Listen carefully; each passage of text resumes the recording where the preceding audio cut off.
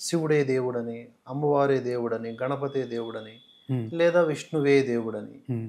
ఆ భేదములు చూపించి పరమాత్మని వారు నిర్వచిస్తూ ఉంటారనమాట. హ్మ్. ఇదే అని. హ్మ్. దానివలన ఎప్పటికన్నా ప్రమాదమే. అంటే నా చాలా. ఉద్దేశ్యం. చాలా. నేను తప్పు అవ్వచ్చు. హ్మ్. ఎందుకంటే హిందువుల ఏకీకరణ అనేది ప్రస్తుతం మనకు అత్యావశ్యకమైనటువంటి లక్ష్యం. హ్మ్. దీన్ని ప్రథమంగా అది విడగొడుతుంది. హ్మ్. నాశనం చేస్తుంది ఆ హ్మ్. లక్ష్యాన్ని. హ్మ్. సరే మిగతా దేవతా స్వరూపాలని పక్కన పెడితే విష్ణువు, శివుడు హ్మ్. ఈ రెండింటిని భేదముగా చూస్తే అంటే వేరు వేరు భావనలతో చూసి ఎక్కువ తక్కువ చేయడం లాంటివి చేస్తే హ్మ్. చూడొచ్చు, వేరుగా చూడొచ్చు హ్మ్. బహుశా. కానీ ఎక్కువ చేయడం, తక్కువ చేయడం, నా హ్మ్. విష్ణువే గొప్ప లేదా నా శివుడే గొప్ప, హ్మ్. లేదా విష్ణువు కంటే తక్కువ నిమ్న జాతి దేవుడు, క్షుద్ర దేవుడు శివుడు అని అనడం, హ్మ్. ఇది యాక్సెప్టబుల్లా? ఈ థాట్ ప్రాసెస్ కరెక్టా? చాలా డేంజరస్ అండి. చాలా చాలా డేంజరస్. ఎందుకంటే మన ధర్మం అనేది చాలా బ్రాడ్‌గా ఉంటుంది. దాన్ని ఒక డబ్బాలోనే వేస్తా. అంటే శైవమని శివ రూపంలోనే నేను పరమాత్మని చూస్తా. లేదంటే విష్ణు రూపంలోనే పరమాత్మని చూస్తా. అంటే మనది కూడా ఒక మ్లేచ్ఛ మతం అయిపోతుంది. అది చాలా డేంజరస్ మన దానికి. అంటే ఒకడే కదా పరమాత్మ. హ్మ్. నేను ఒక భావనతో చూస్తే తప్పేంటి? తప్పులేదు. తప్పేం కాదు. ఇప్పుడు ఇష్టాదైవ ఆరాధన అనేది మన దాంట్లో ఉంది. ఇప్పుడు నాకు శివుడు ఇష్టము. శివుడిగా నేను ఆరాధించొచ్చు. కానీ శివుడెప్పుడు కూడా విష్ణువుని తక్కువ చేయడు మన గ్రంథాలలో. అలాగే విష్ణువు చెప్తాడు. తాను పోయి శివుణ్ణి ఆరాధించిన సందర్భాలు మనకు పురాణాలలో కనిపిస్తాయి. ఇంకోటి విష్ణువు గాని, శివుడు గాని వేద సమ్మతమైన దేవుళ్ళు వాళ్ళంతా. మన వేదాలలో ఉన్నాయి వాళ్ళ పేర్లు. సో, కేవలం పురాణాలలో మాత్రమే అంటే కష్టం కదా! మనకు వేద ప్రమాణం కూడా ఉంది అక్కడ. అవును. ఉపనిషత్తులలో కూడా ఈ తత్వాలు ఉన్నాయి. అలాంటప్పుడు నేను పరమాత్మని కేవలం ఇలాగే చూస్తాను అనడం మాత్రం అది సంకుచిత భావం అంటాను నేను. ఇంకోటి మన ధర్మంలో సృష్టి ఎలా జరిగిందో తెలిస్తే అప్పుడు మనకు అసలు శివుడెవరు, విష్ణువు ఎవరో తెలుస్తుంది. ఇంకోటి ఒక బ్రాడర్ కాన్సెప్ట్‌లో ఒక సిద్ధాంతం చెప్తాను. ఇప్పుడు విష్ణువు అంటే ఒక్కరేనా అనే పదాన్ని నేను వాడతాను. విష్ణువు అంటే ఒకరు కాదండి మళ్ళీ. విష్ణువు ఒక తత్వము. విష్ణు అంటే సాధారణంగా మనం ఇచ్చే నిర్వచనం సర్వవ్యాపి. సర్వవ్యాపి. ఇంకో మీనింగ్ కూడా ఉంది.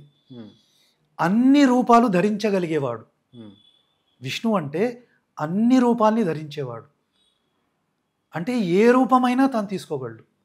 తనే శివుడుగా కూడా మారగలడు. అందుకే మనం చతుర్వ్యూహం అంటాం. అంటే వాసుదేవ, సంకర్షణ, అనిరుద్ధ, ప్రద్యుమ్నుడు. ఈ 4 కూడా విష్ణు రూపాలే. దాంట్లో సంకర్షణుడు ఎవరో కాదండి శివుడు. అంతే. సంకర్షణుడు శివుడు. అంటే విష్ణువే శివుడయ్యాడు. మళ్ళీ విష్ణు అంటే ఇదే కాదు. మళ్ళీ శివుడు అంటారు. శివుడు అనేది సర్వనామం అది. శివుడు అంటే సర్వనామం. శుభాలని చేసేవాడు. యాక్చువల్ పదం ఏంటి? రుద్రుడు. యాక్చువల్ పదం ఏంది? మహాదేవుడు. ఇలాంటి పదాలు వాడతారు. వృషభధ్వజుడు.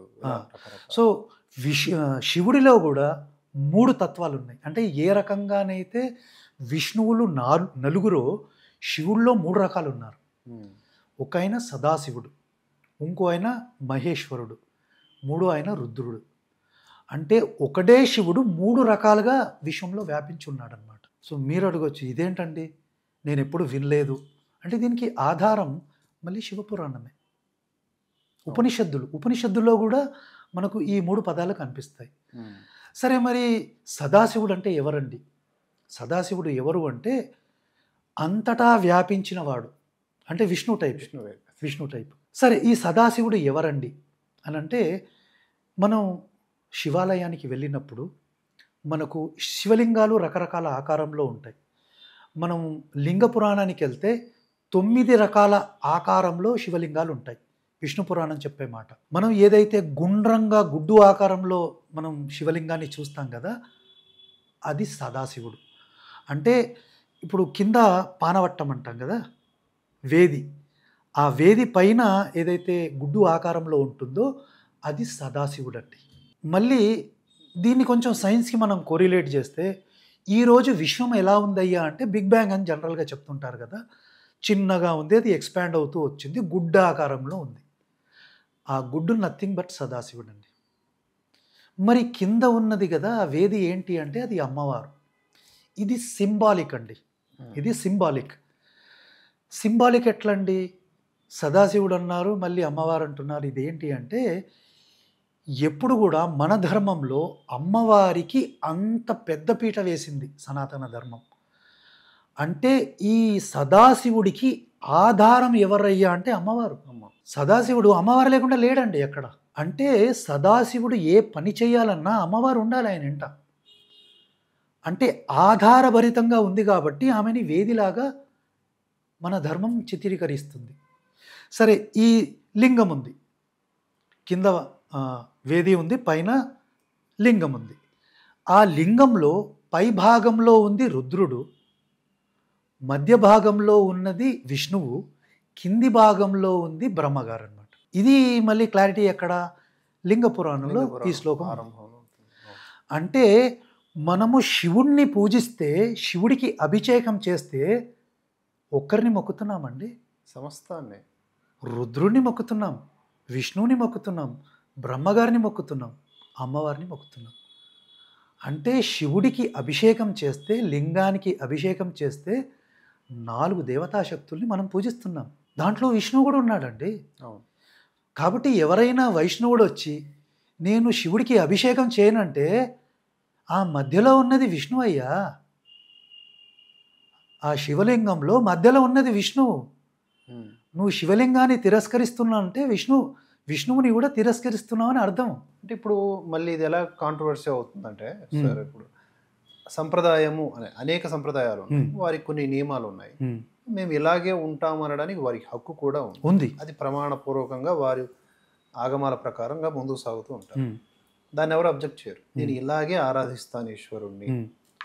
ఇక్కడ సమస్య ఏమిటి అంటే, మనం కూడా చెప్పకూడదు మీరు ఎందుకు ఆరాధించరు శివలింగాన్ని అని అనడానికి కూడా ఆక్షేపించే అంశంగా అవసరం లేదు. వారు ఎప్పుడైతే వారు కానీ వీరు కానీ ఎవరైనా సరే భేదములు అని స్టార్ట్ చేస్తారు, నాది నేను అని స్టార్ట్ చేస్తారు, అక్కడ స్టార్ట్ అవుతుంది ఇది ఎంత ప్రాబ్లం. అది అవసరం లేదు అనేది మీరు ఇచ్చినటువంటి ఎక్స్ప్లెనేషన్ స్పష్టం అవుతుంది.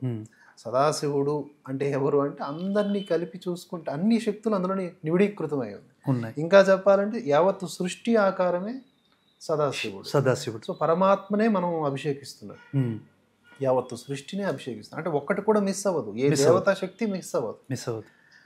అలా ఆ భావనతో మనం ఆ భగవంతుణ్ణి నిత్యము తలుచుకోవాలి. ఈ దేశం బాగుండాలి, ధర్మం బాగుండాలి, నన్ను కూడా నువ్వు ఉద్ధరించాలని. అది లుప్తమవుతోంది. అది లుప్తం అవటం వల్ల మానసిక శాంతి కోల్పోతూ ఉన్నాం. ఎంత భక్తులమైతే ఏముంది, ఈ కంపారిజన్స్ వల్ల నువ్వు కోల్పోతున్నావు. అన్నిటికి మనకు శాంతి శాంతి శాంతి అంటాం, అదే లేకపోతే ఎన్ని చేసి ఏమి లాభం? ఇది ప్రధానంగా ఆలోచించాలి సార్. మీ ద్వారా నాకు అది బాగా అర్థమైంది.